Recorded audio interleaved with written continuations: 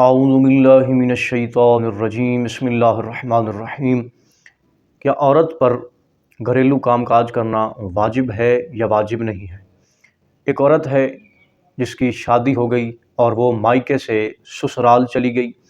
آیا مذہب تشیع کے اندر اس عورت پر لازم ہے کہ وہ سسرال والوں کی خدمت کرے اور گھر کے کام کاج کرے؟ تو آج کی اس ویڈیو میں ان تمام حقائق سے پردہ اٹھائیں گے، اور یہ ایسا مسئلہ ہے کہ جو معاشرے کے اندر کم بیان کیا جاتا ہے اور اکثر جوان مومنین مومنات اس مسئلے سے نا واقف ہیں۔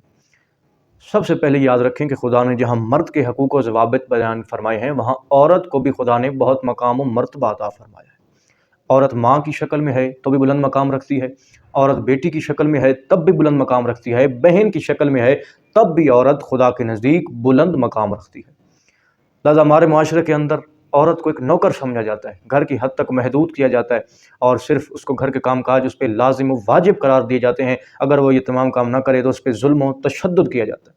جبکہ مذہب تشیع کے اندر یہ بات ہمیشہ یاد رکھیں کہ مذہب تشیع کے اندر شادی شدہ جو عورت ہے اس پر گھریلو کام کاج کرنا واجب نہیں ہے، شوہر اس کو مجبور نہیں کر سکتا، اور اس عورت پر سسرال والوں کی خدمت کرنا واجب نہیں ہے۔